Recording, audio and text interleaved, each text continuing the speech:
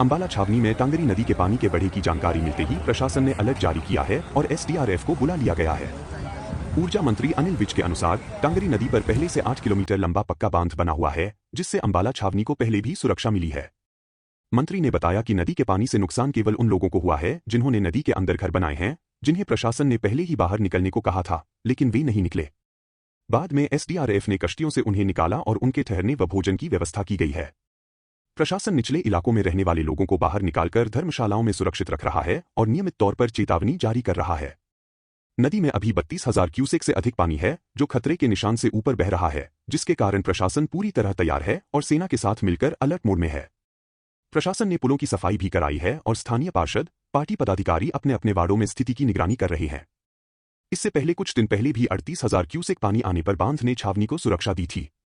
इस स्थिति में अभी तक कोई व्यापक नुकसान नहीं हुआ है, सिवाय उन लोगों के जो पानी के निकट घरों में रहते हैं, और प्रशासन उनकी मदद में लगा हुआ है। नदी का जलस्तर बढ़ने के कारण स्कूलों को बंद किया गया है और आवश्यक सतर्कता बरती जा रही है। स्थानीय जनता और प्रशासन के बीच यह संवाद जारी है ताकि सुरक्षित निकाला जा सके और भोजन व आश्रय का प्रबंध हो सके। यह घटना लगातार बढ़ती बारिश और पहाड़ी इलाकों में पानी के कारण हुई है, जिससे मैदानी इलाकों में बाढ़ का खतरा उत्पन्न हुआ है। प्रशासन स्थायी समाधान के लिए भी विचार कर रहा है। यह जानकारी 3 सितंबर 2025 की स्थिति के अनुसार है। इस सारांश में मुख्य बातें शामिल हैं। 8 किलोमीटर लंबा पक्का बांध अंबाला छावनी को सुरक्षा देता है। एसडीआरएफ बुला लिया गया है और सेना को अलर्ट पर रखा गया है। केवल नदी के अंदर घर बनाने वालों को नुकसान हुआ है। प्रशासन ने लोगों को सुरक्षित स्थान पर पहुंचाया है। नदी में 32,000 क्यूसेक से अधिक पानी है, खतरे के निशान से ऊपर। स्कूल बंद और स्थानीय पार्षद कार्यकर्ताओं का सक्रिय योगदान।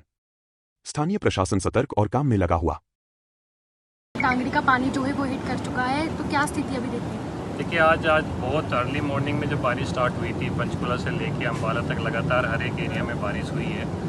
तो जो पहाड़ी एरिया में मोरनी एरिया का है और पंचकुला का पानी है, वो अभी घग्गर नदी में और टांगरी नदी और मारकंडा के माध्यम से अभी अम्बाला को हिट कर रहा है। एट प्रेजेंट हम टांगरी नदी के पास में खड़े हुए हैं, जिसका लेवल, जिसमें अभी पानी का फ्लो 32,000 क्यूसेक है। इसका जो डेंजर लेवल है वो 20,000 क्यूसेक है, तो डेंजर लेवल से काफ़ी ऊपर ये बह रहा है। सुबह ही 7 बजे के आसपास हमने वार्निंग जारी कर दी थी, सभी स्कूलों की छुट्टियां करवा दी थी। साथ के साथ जितनी भी यहाँ पे धर्मशालाएँ हैं उन सभी का रिक्वेजिशन कर लिया था, ताकि रिलीफ रिहेबिलिटेशन वर्क हम कर सकें। अभी भी मैं इसी चीज़ को देख के आया हूँ। हमारे जो जनप्रतिनिधि है, जो हमारे ऑफिसर है, वो सारे लगे हुए हैं कार्य पे।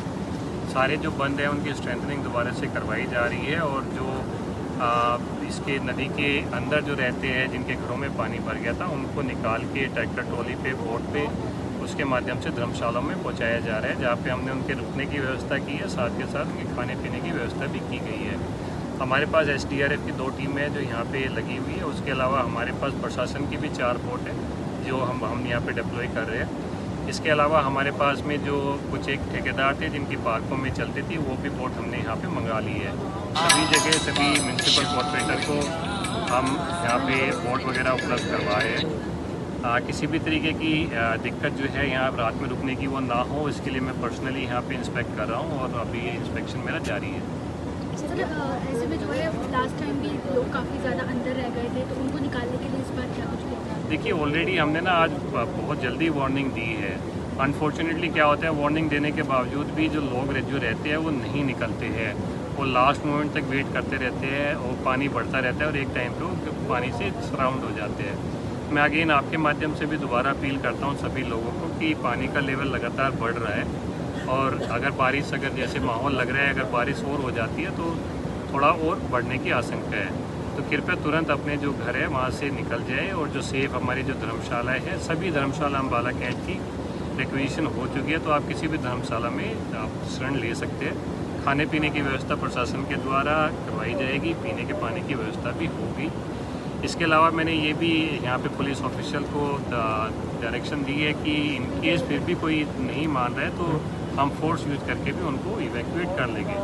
बट मेरी अगेन फिर से सभी से प्रार्थना है कि कृपया समय रहते हुए अपने घरों से निकल जाए। क्यूसेक पानी बह रहा है जैसा मैंने अभी कहा था, और डेंजर लेवल 20,000 है, तो डेंजर लेवल से ऊपर बह रहा है।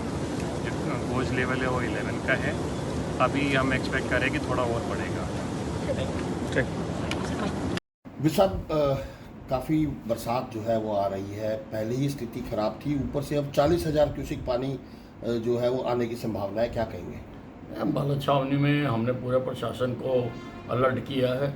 एसडीएम कमेटी के ईओ, एक्शन और सफाई के जो अधिकारी हैं उन्होंने सारे शहर का दौरा किया है, क्योंकि कल की बरसात आने से भी कई बार जगहों पुलिया वगैरह में पानी फंस जाता है, कोई गंद फंस जाता है, तो उनका अभी से उनको ठीक किया जाए।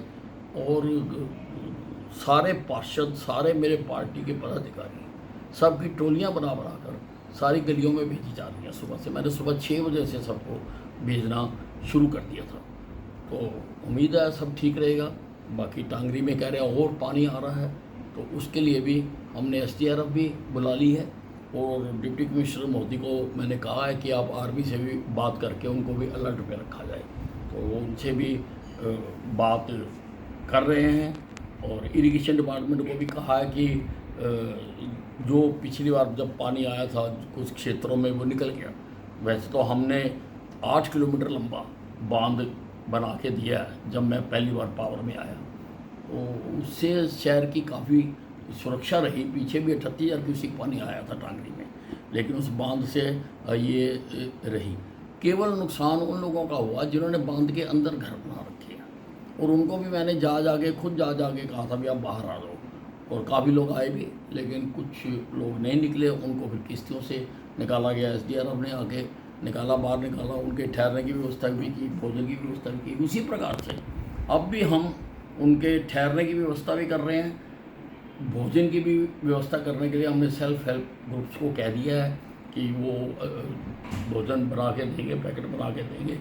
और उम्मीद है सारे अधिकारी अलर्ट पर रहेंगे और जो अब आ रहा है उससे निपटेंगे।